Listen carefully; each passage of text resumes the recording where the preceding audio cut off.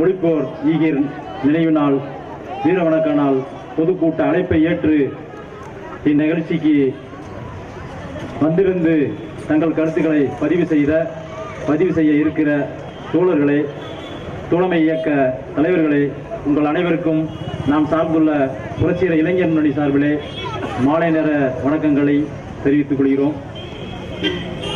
ஒரு இடதுசாரி அமைப்பு என்கிற முறையிலே பாசிச சக்திகளை தனிமைப்படுத்துவதற்கும் மொழி இன ஆதிக்கங்களை எதிர்த்து போராடுவதற்கும் இதுபோன்ற ஈகியர் நாளிலே உறுதியேற்கும் கூட்டங்களில் தோழமை அமைப்புகளோடு கருத்துக்களை பதிவு செய்து மக்களிடையே அந்த கருத்துக்களை கொண்டு செல்ல வேண்டிய தேவை ஏற்பட்டிருக்கிறது. இந்த ஒரு நெருக்கடியான காலகட்டத்திலே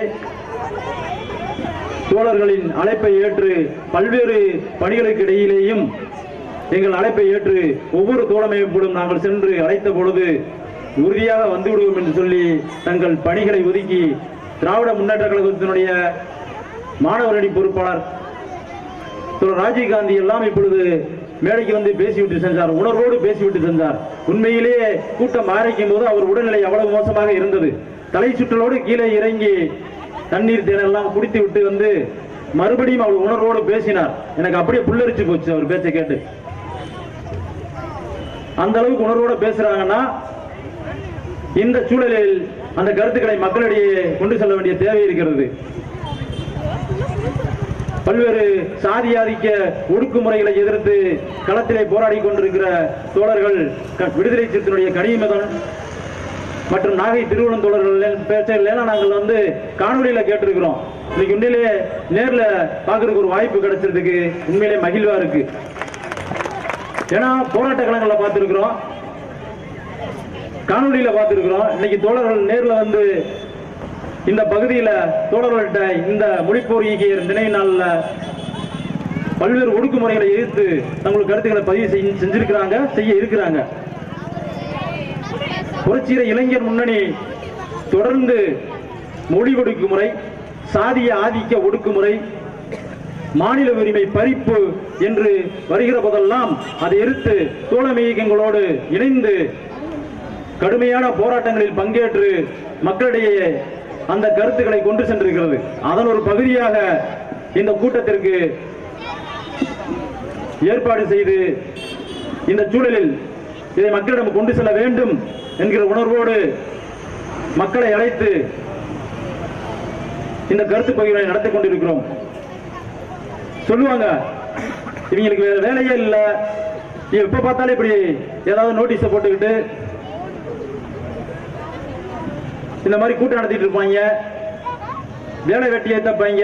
இந்த மாதிரி நிறைய நம்ம பேச்சுக்கெல்லாம் கேட்டிருப்போம். மொழி ஒடுக்குமுறைனா என்ன, ஆதிக்கம்னா என்ன, இதையெல்லாம் அந்த கருத்து பேசுவோர் கண்டுக்கிறதே கிடையாது. எதுக்கு ஹிந்தி எதிர்த்தாங்க? ஹிந்தி படிச்சிருந்தா வடநாட்டில் வேலை கிடைக்கும், இங்கிலீஷ் படிச்சா வெளிநாட்டில் வேலை கிடைக்கும். எதுக்கு இவங்க எப்ப பார்த்தாலும் இந்தி எதிர்க்கிறான்? மொழிப்போர்ல அவங்க தேவையில்லாம இப்படி போராடி செத்தனாலதான் இன்னைக்கு நம்ம எல்லாம் வந்து வடக்க மொழியே பல லட்சக்கணக்கில் சம்பளம் வாங்குறத கெடுத்து விட்டாங்க. அப்படி எல்லாம் நாங்க துண்டறிக்கை விநியோகம் பண்ணும்போது சொல்லுவாங்க. இவங்க வேற இந்திய இருக்கிற சொல்லி நோட்டீஸை கொடுத்து வந்து பேசிக்கிட்டு இருக்காங்க.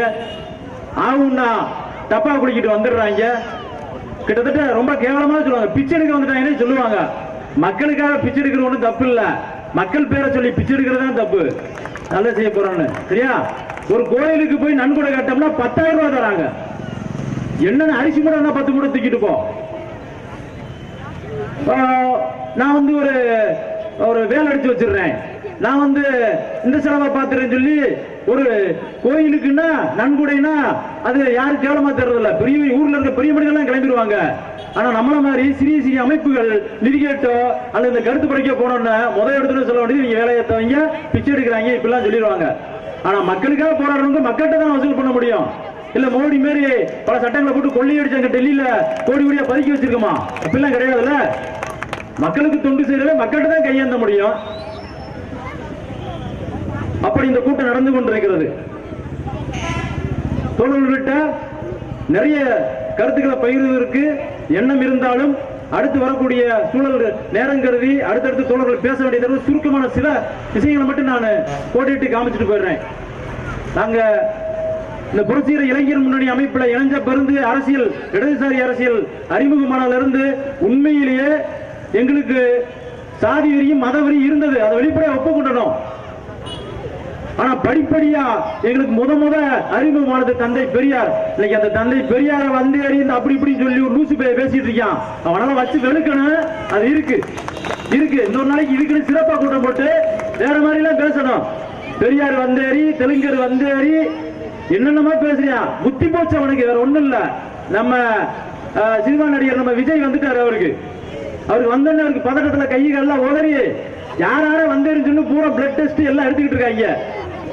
சரியா? எல்லாம் பச்சை தமிழை மஞ்சள் தமிழை காஞ்ச தமிழை இப்படிலாம் பேசிட்டு திரியிறாங்க. இதுக்கு ஒரு கட்சி. நாங்கெல்லாம் ஆரம்பத்துல விடுதலை புலிகள் இப்படி பேசிட்டு போனோம்னா பல அடக்குமுறையில சந்திச்சிருக்கிறோம். விடுதலை புலிகளுமான தடையை நீக்கு, தமிழீழத்தை அங்கீகரின்னு சொல்லி நாங்க விடுதலை சிறுத்தைகள் மற்ற தமிழ் புலிகள் புரட்சி புலிகள் நிறைய அமைப்புகளோட சேர்ந்து அம்பேத்கரோட சேர்ந்து போராடுவோம். அப்பெல்லாம் பிரபாகரன் யாருக்குமே தெரியாதான். விடுதலை புலினா யாருக்குமே தெரியாதான். திராவிட இயக்கம்னா என்னன்னு தெரியாதான். அவங்க எல்லாம் யாருமே பிரபாகரன் அறிமுகப்படுத்தலையா. இப்போ ஒருத்தர் வந்திருக்காரு நடிகர். அவர் தான் எல்லா இடத்துக்கும் கொண்டு போனாராம். ஆனா கொண்டு போனாரு சமையல்காரரா கொண்டு போய் வீடு வீடா கொண்டு போய் சேர்த்திருக்காரு. பிரபாகரன் அதை சுட்டி கொடுத்தாரு இதை சுட்டி கொடுத்தாரு. நாங்கள்லாம் போராடாதான் நீ சீமான் பண்ணிட்டாரு. அது பேச ஒரு நாளைக்கு வெளுக்க வேண்டியது இருக்கு. நான் சில விஷயங்களை சுருக்கமா சொல்லிட்டு போயிடுறேன். அப்ப இந்த மாதிரி பிரபாகரன் வந்தேறி பெரியார் வந்தேறி பிரபாகரன் எங்க தலைவர் அப்படின்னு சொல்லி ஒருத்தர் பேசிட்டு திரியிறாரு. அது மட்டும் இல்லாம இங்கு காலங்காலமா தாயா பிள்ளையா வாழ்ந்துகிட்டு இருக்கிற தெலுங்கு பேசக்கூடிய நாயுடு மக்களையோ ரெட்டியார் மக்களையோ அதுவும் அருந்ததியர் மக்களையோ ரொம்ப இழிவாகவும் பேசி வந்தேரி என்று பேசக்கூடிய இந்த சைமன் மாதிரி ஆட்கள் எல்லாம் சரி பச்சை தமிழன் தானே நீயும் நானும் ஒரு சாரி தானே படையரோ பல்லரோ நாடாரோ கோணாரோ முத்துரையரோ செட்டியாரோ யாரா இருக்கும் பாப்பா சம்பந்தம் பண்ணுங்கன்னா ஒரு திருமணத்தை நல்ல ஆம்பளை பெரியார் மாதிரி ஒரு சாதி மறுப்பு திருமணத்தை நடத்தி காமி பாப்போம். அப்ப மட்டும் சாதி பெருமை பேசுவ, அப்புறம் குடிப்பெருமை பேசுவ. ஆனா ஒரு சாதி மறுப்பு திருப்பணத்தை பெரியார் போல நடத்தி வைக்க முடியுமா? எங்களை உருவாக்கிய மூத்த தோழர் தமிழன் இருக்கார். அவர் இழந்து 2-3 வருடங்கள் ஆயிடுச்சு. அவர் ஒரு தெலுங்கு சமூகத்தை சேர்ந்தவர் தான்.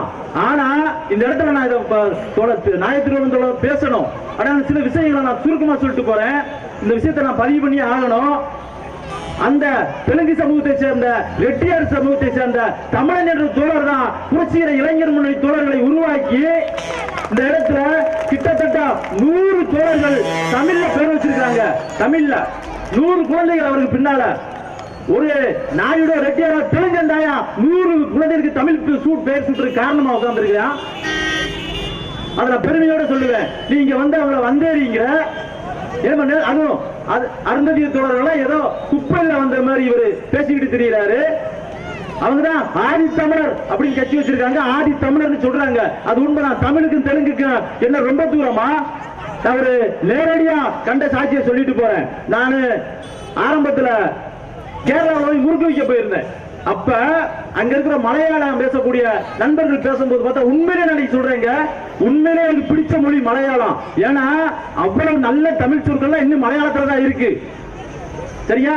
அவர்கிட்ட பேசும்போது சொன்னாரு, விழி நோக்கி வா சோறு உண்ணணும் அப்படின்னு சொல்லி தமிழ்ல பேசினாங்க. தமிழ் மலையாளம் எதிரியா? தெலுங்குல இல்லு மன பொற வீடு எல்லாம் ஒண்ணுதானே. அம்மாவுக்கு எல்லா மொழியிலும் அம்மா தானே. ஆனா தெலுங்கு எதிர்ப்ப, மலையாளத்தை எதிர்ப்ப, கன்னடத்தை எதிர்ப்ப. ஆனா கோயில்ல ஒரு கும்பல் உட்காந்து எந்த நம்ம கருப்பு சாமி கிடா வெட்டினாலும் சரி, காளியாத்தாளு கிடா வெட்டினாலும் சரி, எந்த சாமிக்கு இருந்தாலும் ஒரு கோயில் ஒரு கும்பல் உட்காந்து சமஸ்கிருதத்துல ஓடுறது மட்டும் உனக்கு ஆனந்தமா இருக்கும். அந்த மொழியை எதிர்க்க மாட்டேன். இப்படி மொழிவரியை தூண்டிவிட்டு இனவரியை தூண்டிவிட்டு இந்திய தேசத்துக்கு எதிராக சமஸ்கிருதத்துக்கு எதிராக ஆதிக்கம் செய்யக்கூடியவர் அந்த எதிர்த்து போராடக்கூடியவர்களை எல்லாம் பிரிச்சு விட்டுட்டு நீ தூய தமிழினவாதம் பேசி பிரித்தாளும் சூழ்ச்சியை செஞ்சுக்கிட்டு உன் பிழைப்புவாதத்தை காப்பாற்றிக் கொண்டிருக்கிற இந்த சீமான் என்கிற நபரெல்லாம் இன்னொரு அம்பலப்படுத்த வேண்டி இருக்குது. இன்னொரு சின்ன கோரிக்கையை சொல்லிட்டு போயிடுறேன். இந்த மொழிப்பொறியியல் நாள்ல ஏன் வந்து ஒளிப்போர் ஈகிற நம்ம நினைவு கூறணும்? நல்லா யோசிச்சுக்க. இந்த கல்லுப்பட்டிக்கு பேரு தே கல்லுப்பட்டி. தாய் கிராமம் என்ன தெரியுமா? தேவன்குறிச்சி. அதுக்கு முன்னெழுத்து என்னது? தேவன் வருது. ரைட்டு. தே கல்லுப்பட்டி தானே. தே கல்லுப்பட்டின்னு தமிழ்ல எழுதிடுறோம். ஆங்கிலத்தில் எழுதும்போது டீ கல்லுப்பட்டின்னு எழுதுறோம். இப்ப நல்லா பாருங்க, பேரையூர் பக்கம் நம்ம வன்னிவனம்பட்டியில நீங்க அங்கிட்டு இருந்து வந்தீங்கன்னா இங்கிட்டு 2-3 ஊர்களை சுத்தி பார்த்தா தமிழ்ல டீ போட்டு டீ கல்லுப்பட்டியா. அது டீ கல்லுப்பட்டியா தே கல்லுப்பட்டியா இல்ல தமிழ்ல டீ போட்டு டீ கல்லுப்பட்டியான்னு தெரியுது. ஒரு எழுத்துல வரலாறே முடிஞ்சு போயிடும். இந்த டீ போடுற பாருங்க, டீயா டீ, அதுல சுருக்கமா கொம்பு இல்லாம இருக்கும்ல, அது குறின்னு சொல்லுவாங்க. டீ கல்லுப்பட்டியா. அப்ப அது தே கல்லுப்பட்டி கிடையாது, டீ கல்லுப்பட்டி கிடையாது. இங்கிலீஷ்ல டீ கல்லுப்பட்டி இப்படி போட்டு டா போட்டு டீ கல்லுப்பட்டியா. ஒரு எழுத்தை விட்டு கொடுத்தா வரலாறு அழிஞ்சு போகுமே. இது என்ன சொல்லி வர்ற? இந்த மாரியம்மன் நம்ம குலசாமி எல்லாம் கும்பிடுவோம். மாரியம்மனுக்கு ஏதோ பரசுராமர் கொண்டாட்டின்னு சொல்லி ஒரு கதையை வச்சிருப்பாங்க. மாரியம்மன், மாரினா மலை தெய்வம் மாறி. இவன் பரசுராமருக்கு அது ஒரு கதையா போய்கிட்டு வச்சுக்கலேன். அது தலையை வெட்டி போட்டு உடனே தலை மாறி போச்சு. அவரு பரசுராமர் கேட்டாராம், இந்த மாதிரி உங்க அம்மா நடத்த கட்டவ, அதனால நீ வெட்டிடுறன்னு சொன்னாராம் பரசுராமன் அப்பன். உடனே தலையை வெட்டிவிட்டான். தலையை வெட்டி போட்டோன்னே தலை மாறி போச்சு. திரும்ப எங்க அம்மா உயிரோட வரணும் அப்படின்னு சொன்னோன்னே ஒரு தீர்த்த தெளிச்சுன்னா தலை ஒன்னாயி போச்சான். என்னாயி போச்சான்? தலையும் உடலும் மாறி தலை மாறி போனதுனால அவங்க அம்மாவும் சரி அவங்க வீட்டுல வேலை செய்யக்கூடிய இன்னொரு வேலைக்கார பெண்மணி வந்ததுனால 2 பேர் தலையை வெட்டி 2 பேர் தலையை ஒட்ட வைக்கும் போது மாறி போயிருச்சான். தலை மாறி போனதுனால இவர் மாரியம்மன். எப்படி நம்ம ஆத்தா மாரியம்மனுக்கு என்ன கதை சொல்லி வச்சிருக்கான் பாரு. ஊருக்கு மழை காலத்துல மழை பெய்யும் சொல்லி நம்ம மாரியம்மன் வச்சு கும்பிட்டுக்கிட்டா, காளியம்மன் கும்பிட்டா பிராமணனுக்கு பொண்டாட்டி ஆக்கி ரேடியோ தேவின்னு ஒரு பேர் வச்சிருக்கான். வச்சு அதுக்கு ஒரு கதையை எழுதி அது ஒரு எழுத்தை விட்டு கொடுக்க கூடாதுன்னு சொல்றேன். எதுக்கு மொழிப்போர் எல்லாம் மொழிப்போர்ல செத்தாங்கிறது காரணத்தை சொல்றேன். அவங்க சாமி அவங்க நம்பிக்கை, அது தலையிட வேண்டாம். ஆனா மொழியை இழந்தோம்னா என்ன ஆகுன்றது சொல்ல வர்றேன். ஒரே ஒரு எழுத்து ரீ மாறி தலை மாறி போனா மாரியம்மனா. உண்மையில மாரியம்மனுக்கு அதான் பேரு. செருப்பால் அடிக்கணுமா இல்லையா? நம்ம ஆத்தால தானியம் மாத்திட்டானா இல்லையா? அவனை போய் கேட்க வக்கில்லாம இங்க உட்காந்துக்கிட்டு தெலுங்க வந்தேரி இஸ்லாமியர் கிறிஸ்தவர் கதை விட்டுக்கிட்டு இருக்காங்க. அவங்க எல்லாம் கேட்க நாதி இல்லை. அதனால இந்த மொழிப்போர் தியாகிகள் நினைவு கூட்டத்தில் இதெல்லாம் பதிவு செய்ய வேண்டியிருக்கு. அப்ப ஒரு இனம் தன் மொழியை இழந்தால், தன் எழுத்தை இழந்தால் வரலாறு அழிஞ்சு போகும். இந்த விவசாயம், அந்த மண்ணுடைய பண்பாடு, இதெல்லாம் மொழியில இருந்து தானே இருக்கு. மொழியை விட்டு தானே ஒரு பண்பாடு உருவாகுது. அந்த பண்பாட்டுல இருந்து தானே அனைத்து விதமான நாகரிகமும் தோன்றுது. ஆனா அந்த மொழியை அழிச்சிட்டோம்னா மொழி மாறுறது வேற. தமிழ்ல இருந்து கிடைத்த மொழி தான் தெலுங்கு. ராஜீவ்காந்தி சொல்லிட்டு போனார்ல, தமிழ்ல இருந்து கிடைத்ததா மலையாளம், தமிழ்ல இருந்து கிடைத்ததா கன்னடம், தமிழ்ல இருந்து கிடைத்ததா துளு. ஆனா எல்லா பேருக்கும் ஒரு நாடு இருக்கு.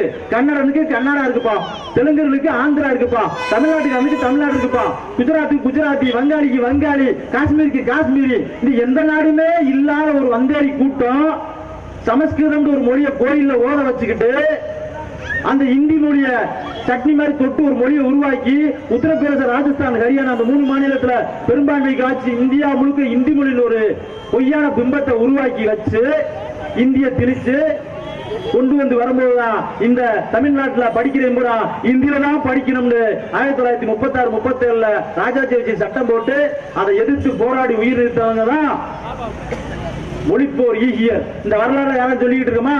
ராமாயணத்தை விடிய கேட்பீங்க, மகாபாரதத்தை அப்படியே எடுத்து சீரியல் போட்டா பாப்பீங்க. ஆனா மொழிப்போர்னா அது நம்மளுக்கு தேவையில்லாத 4 பேர் கத்துவாங்க. இப்படிதான் போய்கிட்டு இருக்கு. நம்ம நூலகத்துல எனக்கு வேணுன்ற நூல் இருக்கு, அதெல்லாம் யாரும் படிக்கிறது இல்ல. நூலகம் பூரா கண்டுகொள்ளாமல் கிடக்குது. ஆனா நம்ம என்ன வரலாறு படிக்கிறோம்? என்னென்ன சாமி எப்படி பிறந்துச்சு, ஐயப்பன் கையில வெடிச்சு வந்தாரு, சிவபெருமான் நெத்தில இருந்து ஒருத்தர் வெடிச்சு வந்தாரு, இங்கிட்டு புடவை பக்கம் புடிக்கிட்டு வந்தாரு, இப்படி படிச்சுட்டு அதோட பக்தியை நான் குறை சொல்லல. ஆனா இந்த நம்பிக்கைகளின் ஊடாக மொழி திணிப்பும் மொழி அழிப்பும் நடந்து வரும்போது என்ன ஆகுதுன்னா, நம்ம பண்பாட்டை மறந்து நாமெல்லாம் முருகாய் பிள்ளைகள், உழைக்கும் மக்கள் என்பதெல்லாம் மறந்து சாதி வெறியும் மதவெறியும் பிடிச்சு ஆட்டி கடைசியில நம்ம பொழப்ப சீரழிச்சுட்டு தேவையில்லாம் உட்கார வச்சு அவர் வரி மேல வரி போட்டு அதுக்கு நம்ம உழைச்சு கொடுத்து சீரழிஞ்சு போற சூழலை பார்க்கிறோம். அதெல்லாம் உணர்த்தணும்னா இது போன்ற நிகழ்வுகளில் கலந்து கொள்வதன் மூலம், கருத்துக்களை பகிர்வதன் மூலம், மக்களுக்கு நல்ல கருத்துக்கள் சென்றடைவதன் மூலம் மொழி இன வெறி ஆதிக்கத்தை எல்லாம் கலைந்து உழைக்கும் தமிழர்களாக ஒன்று கூடி நாம் நம்முடைய ஆதிக்கத்தை எதிர்த்து போராடி நம்முடைய உரிமைகளை மீட்டெடுக்க வேண்டும். அதனாலதான் அந்த மொழி பொறியியல் நினைவு நாளில் மொழி உரிமை, மாநில உரிமையை வலியுறுத்தி புரட்சிகர இளைஞர்மணி சார்பிலே இந்த கூட்டம் நடந்து கொண்டிருக்கிறது. எனக்கு அடுத்து பேசக்கூடிய தோழர் தமிழ் புலிகளின் நாகை திருவள்ளன் அவர்களை அடுத்தபடியாக வர சொல்லிவிட்டு, இந்த நிகழ்விலே தோழர் ஆசிரியர் பாண்டியராஜன் இந்த திருக்குறள் ஒவ்வொரு இடத்திலையும் அவரு அந்த திருக்குறளை அவங்க வீட்டில் எழுதி வச்சிருக்கிறாரு. திருக்குறள் மனனம் செய்து அதை கொண்டு சேர்த்து அதற்குரிய பரிசு எல்லாம் பெற்றிருக்கிறார். அவரை மேடைக்கு வர சொல்லி தோழர் அவருக்கு சால்வை அணிவித்து தோழர் நாகை திருவள்ளுவர் அவர்களை சால்வை அளித்து பாராட்டுவார் என்று கேட்டுக்கொள்கிறேன்.